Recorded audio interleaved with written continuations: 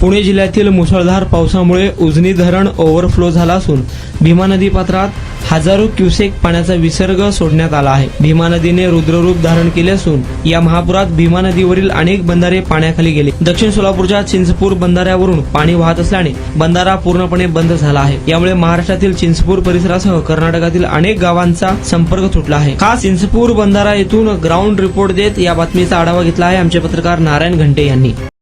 सध्या उजनी धरण हे ओव्हरफुल भरल्यामुळे सध्या भीमा नदी पात्रात पाण्याची प्रचंड विसर्ग या ठिकाणी सोडण्यात आलेला आहे। जर पाहिले तरी आपण सध्या दक्षिण सोलापूर तालुक्यातील शेवटचं टोक म्हणून संबोधित असलेले चिंचपूर या गावी आहोत। चिंचपूर बंधाऱ्यावरती आहोत। जर चिंचपूर बंधाऱ्याची जर परिस्थिती जर पाहिले तर चिंचपूर बंधाऱ्यावरून पाणी गेल्यामुळे जर पाहिले तरी कर्नाटक राज्यातील धुळखेड असेल, त्याचबरोबर महाराष्ट्र राज्यातील बरूर असेल, चिंचपूर असेल, टाकळे असेल आदी गावाचा संपर्क या ठिकाणी तुटलेला आहे।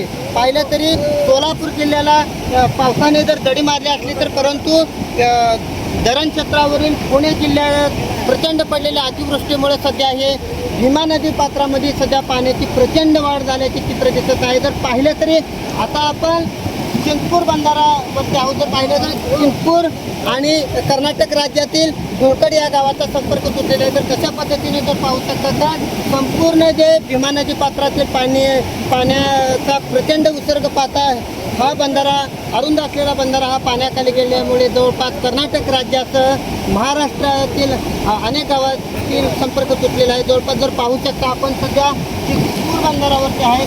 भीमा नदीला अतिरिक्त सोडण्यात आलेल्या पाण्याच्या विसर्गामुळे चिंचपूर बंधारासारखे असंख्य बंधारा हे सध्या पाण्याखाली गेलेले आहेत।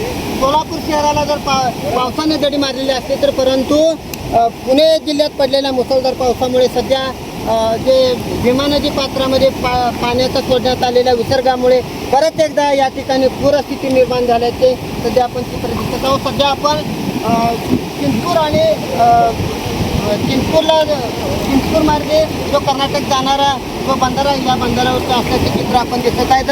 जर लोकप्रधानच्या माध्यमातून सांगायला गेले तर सोलापूर जिल्ह्याला जर पावसाने जर दडी मारलेली असली परंतु पुणे जिल्ह्यात पडलेल्या मुसळधार पावसामुळे सध्या उजनी धरणे ओव्हरफुल भरल्यामुळे जे पाण्याचा जो अतिरिक्त जो विसर्ग आहे तो भीमा नदी पात्रामध्ये सोडल्याचे या ठिकाणी चित्र दिसत आहे।